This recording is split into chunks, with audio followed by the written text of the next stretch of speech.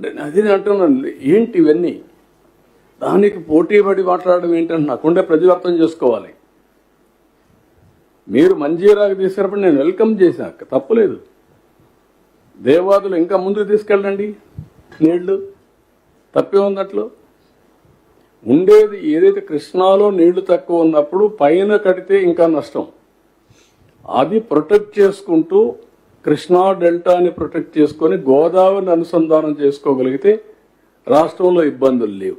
ఇప్పుడు నిన్న చూస్తున్నాం రాయలసీమ లిఫ్ట్ ఇరిగేషన్ ఏంటి, దాని మీద ఏమన్నా ఉందా, దాంట్లో మీనింగ్ ఉందా?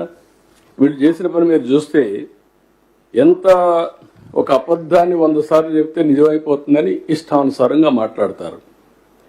వీళ్ళు ఏం చేశారు? 5/5/2000 జీవోఆర్టీ నెంబర్ 203 3,825 కోట్లతో రాయలసీమ ఎత్తిపోతల పథకానికి అడ్మినిస్ట్రేటివ్ శాంక్షన్ ఇచ్చారు. ఒక అతను తెలంగాణ అతను 15/5/2020 ఎన్జిటికి వెళ్ళారు. 25/5/2020లో ఆయన ఒక ఆర్డర్ ఇచ్చాడు. ప్రాజెక్ట్ని మీకు ఫీజిబిలిటీ రిపోర్ట్ ఉందా, అనుమతులు ఉన్నాయా, సబ్మిట్ చేయమని అడిగాడు. అది ఇచ్చే వరకు మీరు స్టే అని స్టే ఇచ్చాడు.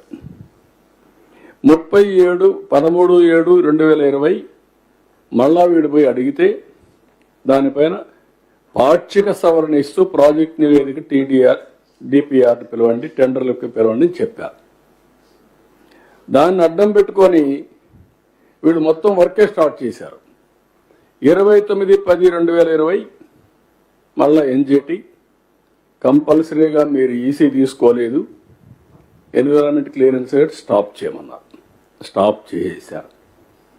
ఇది 25/5/2020 ఇచ్చిన ఆదేశాలు మీరు చూస్తే till the report is submitted and application for environmental clearance pending with MOEF and CC is disposed of by them.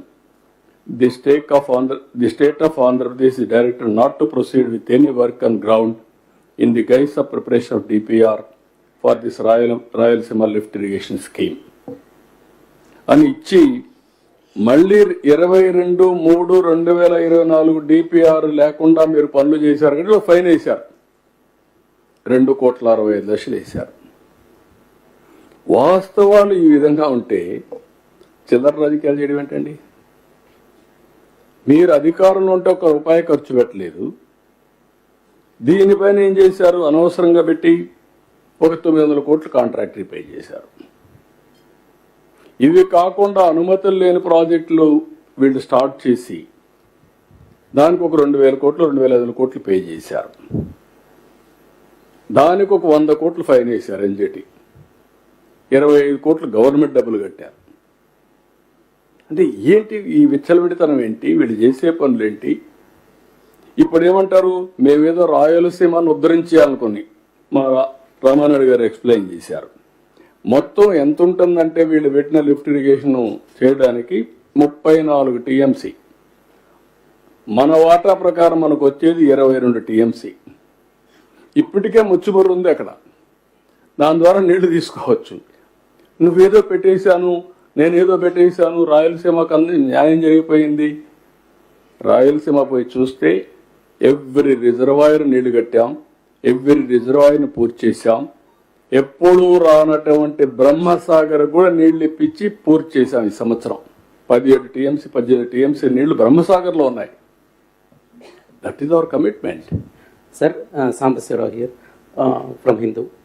ఇన్ని అక్కడ అవకతవకలను మీరు ఐడెంటిఫై చేశామని చెప్తున్నారు కదా, వాటి మీద ఎంక్వైరీ కానీ ఏదైనా? ఏది? ఇప్పుడు కొన్ని ప్రాజెక్ట్స్లో అవకతవకలు మీరు ఐడెంటిఫై చేశామని చెప్తున్నారు. వాటి మీద మీరు ఏమైనా ఎంక్వైరీ చేయడం కానీ, యాక్షన్ తీసుకోవడం కానీ, కన్సర్న్ ఆఫీసర్స్ మీద కానీ, కన్సర్న్ కాంట్రాక్టర్స్ మీద కానీ అన్నీ చేయాలి. ముందు అప్రూవల్ లేకుండా పనులు చేసి తర్వాత డబ్బు 30 ఏళ్ళు పడుతుంది వీళ్ళ కథలన్నీ చేయాలంటే. మనకు ఎంక్వైరీ చేసుకుంటా కూర్చుంటుంటే అన్ని ఏం చేయాలో జరుగుతున్నాయి మీరు చూస్తున్నారు. ఎంక్వైరీల కోసం కాలయాపన చేస్తా, ఎంక్వైరీలు చేయాల్సిందే తప్పదు. కానీ వీళ్ళు చేసిన పనులన్నీ మనం ఎంక్వైరీ చేయకపోయినా కూడా హైకోర్టు కూడా చెప్తామని ఇప్పుడు టీటీడీది. అప్పుడు జరిగిన అవకతవకల మీద మీరు ఎందుకు యాక్షన్ తీసుకోలేదని చెప్పే పరిస్థితికి వచ్చారు. ఒకటి రెండు కాదు కదా, వ్యవస్థని మొత్తం కుప్పగొల్చారు. ఇప్పుడిప్పుడు అవన్నీ కూడా వ్యవస్థలన్నీ కూడా బాగు చేసి మళ్ళా ట్రాక్ లో పెట్టే పరిస్థితి వస్తే బురజల్ల రాజకీయం చేస్తున్నారు. దిస్ ఇస్ నథింగ్ అబౌట్ బురజల్ల రాజకీయం. ఏంటి దానివల్ల 20 టీఎంసీ నీళ్లు ఏమైపోతుంది? ఒక రిజర్వాయర్లు ఉన్నాయి ఈరోజు 20 టీఎంసీ నీళ్లు. ఇప్పుడు కూడా మాట్లాడతారు సిగ్గు కూడా లేకుండా. ఈ సంవత్సరం మేము చేసాం అంద్రినీవా 3,800 కోట్ల రూపాయలు అడ్మినిస్ట్రేటివ్ శాంక్షన్ ఇచ్చి 730 కిలోమీటర్లు కెనాల్స్ వెడల్పు చేసి అటు కుప్పం ఇటు మడకసిర నీళ్లు తీసుకెళ్ళాం. అది రాజకీయం. అన్ని చెరువులు నీళ్ళు ఇచ్చాం. అది చేయకుండా ఈ చిల్లర రాజకీయాలు ఇలాంటివన్నీ పట్టించుకొని ఎంతో పని బురదలతో అంటుకుంటుందేమో, ఏం అంటుకోదు. చాలా మంది నా మీద బురద జల్లేదని ప్రయత్నం చేశారు. ఆ బురదలో వాళ్ళు కోరుకుపోయారు తప్ప ఏమీ కాదు, ఏం జరగదు. ఇది గుర్తుపెట్టుకోవాల్సిందిగా నేను కోరుతున్నా. కన్స్ట్రక్టివ్ పాలిటిక్స్ చేయండి. మీరు చేయలేని పనులు మా మీద నెపవేసి తప్పించుకునే ప్రయత్నం చేయడం కరెక్ట్ కాదు. ఫైనల్గా ఒకటే చెప్తున్నా, ఈ ప్రాజెక్టు ద్వారా రాబోయే రోజుల్లో నదుల అనుసంధానం నాకు ఒక కోరిక ఉంది. దేశంలోనే నదుల అనుసంధానం జరగాలని నా కోరిక. ఒకప్పుడు 2000 సంవత్సరాల్లో గంగా కావేరి అనుసంధానం జరగాలని ప్రధానమంత్రి వాజ్పేయి గారి మీద చాలా ఒత్తిడి తీసుకొస్తే అప్పుడు ఆయన ఒక టాస్క్ ఫోర్స్ వేశారు. సురేష్ ప్రభుని టాస్క్ ఫోర్స్ చైర్మన్ కూడా వేశారు. అది జరుగుంటే జరగాలి. అది జరిగితే ఈ దేశంలో నీటి సమస్య ఉండదు. ఎక్కడికక్కడ ప్రతి ఒక్కరు కూడా అడ్డం పడతారు, కానీ దేశమంతా జరిగి పై నుంచి కింది వరకు కానీ సర్ప్లస్ డెఫిషిట్ రీజన్స్ అన్ని కవర్ చేసుకుంటూ వస్తే దేశం మొత్తం సస్యశ్యామలం అవుతుంది. ఇది చేయాల్సిన అవసరం ఉంది. నేను ఇటీవల కాలంలో ప్రధానమంత్రి గారిని అడిగితే వారు ఏమన్నారంటే, మీరు రాష్ట్రంలో ఇంట్రా రివర్స్ చేయమన్నారు. ఇంట్రా రివర్స్ మీరు చేయగలిగితే రేపు రాబోయే రోజుల్లో ఇంటర్ లింకేజ్ కూడా మనం ఈజీ అవుతుంది. అది నెక్స్ట్ స్టెప్ చేద్దామన్నారు. ఆంధ్రప్రదేశ్కి ఒక అడ్వాంటేజ్ ఉంది. ఆ అడ్వాంటేజ్ అంటే బైఫర్కేషన్ వల్ల ఇబ్బందులు వచ్చాయి. గోదావరి, కృష్ణ, పెన్నా, వంశధార అన్ని సముద్రంలోకి ఇక్కడి నుంచే వెళ్తాయి. శ్రీకాకుళం నుంచి నెల్లూరు వరకు అన్ని రాష్ట్రాల్లో ఎక్కడి నుంచి నీళ్లు వచ్చినా, కడాన వరదల్లో మనం ఉంచిన కడాన నీళ్లు ఇక్కడి నుంచి సముద్రానికి పోతాయి. ఆ సముద్రానికి పోయే నీళ్లు కొద్దిగా కానీ మనం వాడుకోగలిగితే నష్టం వస్తుంది, లాభం వస్తుంది. మొన్న ఇటీవల మీరు చూశారు, తెలంగాణలో వర్షం పడింది. ఆ నీళ్ళు ఎక్కడికి వచ్చాయి? నేరుగా ఆంధ్రాకి వచ్చి విజయవాడకు వచ్చాయి. విజయవాడలో వరదకు గురయ్యాం. ఒకేసారి క్లౌడ్ బరస్ట్ అయింది. బరస్ట్ అవుతాను ఆ నీళ్ళన్నీ వచ్చేసాయి. నిన్న కూడా మనం చూస్తే వరదలు వచ్చినప్పుడంతా కూడా మనం చాలా అప్రమత్తంగా ఉండే పరిస్థితి. గోదావరి కూడా మీరు చూస్తున్నారు, వరద వస్తే ఇక్కడనే ఎక్కువ ముంపుకు గురయ్యే పరిస్థితి వస్తుంది. కాబట్టి ఇంకొక పక్కన ఇవన్నీ కానీ సముద్రం పక్కన మనం తీసుకోగలిగితే రాష్ట్రం మొత్తం అనుసంధానం చేసుకుంటే నీటి సమస్య అనేది ఉండదు. రాష్ట్రంలో నీళ్లుంటే ఇంకా అభివృద్ధి ఆటో పైలట్. ఆ ఎక్సర్సైజ్ చేస్తున్నాం. అందుకే నాకు ఎప్పుడు కూడా జీవితంలో ఒక సాటిస్ఫాక్షన్, ఒక తృప్తి.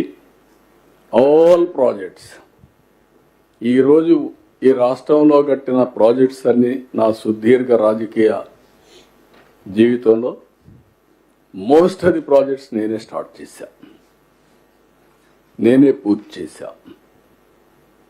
ఈ జిల్లాలో చాగల్నాడు ఉంది. కాటన్ కట్టిన ప్రాజెక్టులు వదిలిపెడితే చాగల్నాడు కానీ, పుష్కర కానీ, తాటిపూడి కానీ,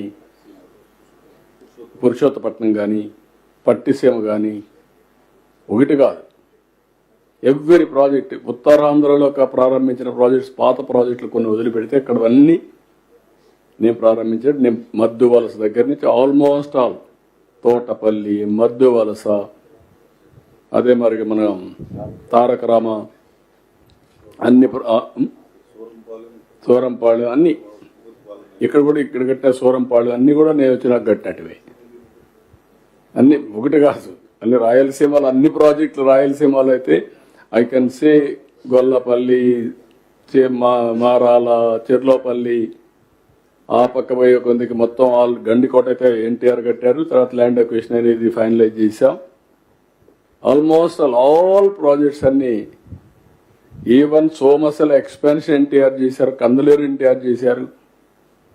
90% ఆఫ్ ది ప్రాజెక్ట్స్ తెలుగుదేశం కట్టినట్టు. అదే కాదు, బచావత్ అవార్డు ప్రకారం నీటి సర్ప్లస్ వాటర్, మిగులు జలాల హక్కు వాడుకునే హక్కు ఆంధ్రప్రదేశ్ రాష్ట్రానికి ఉందని చెప్పిన వ్యక్తి ఎన్టీఆర్. ఫస్ట్ తెలుగు గంగతో స్టార్ట్ చేశారు. అందరి నీవా, తెలుగు గంగ, కాలేరు నగిరి, ఎస్ఆర్బిసి, ఎస్ఎల్బిసి అన్నీ అప్పుడు స్టార్ట్ అయిన ప్రాజెక్టులే.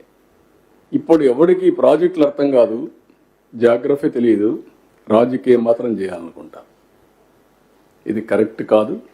రాజకీయాలు కాదు కావాల్సింది, అందరం కలిసి.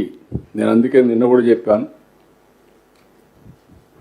తెలుగు జాతి ఒకటే, ఇచ్చిపుచ్చుకునే ధోరణి ఉండాలి. కానీ ఎంచోపైన ఇద్దరి మధ్యలో విరోధాలు చేసి ఆనందపడే పరిస్థితి రాకూడదు. సెంటిమెంట్స్ ఆడుకోవడం మంచిది కాదు. అదే చెప్తాను, నేను దానికే కట్టుబడి ఉంటా, భవిష్యత్తులో కూడా ఉంటా. There is no second thoughts. With this I'm thanking all of you. Thank you. Sir ఏమన్నా క్వశ్చన్స్ ఉందా? టైం లేదా మీకు? ఢిల్లీ వెళ్ళాలి కదా మీరు? ఐ నో ఢిల్లీకి వెళ్తున్నా. యా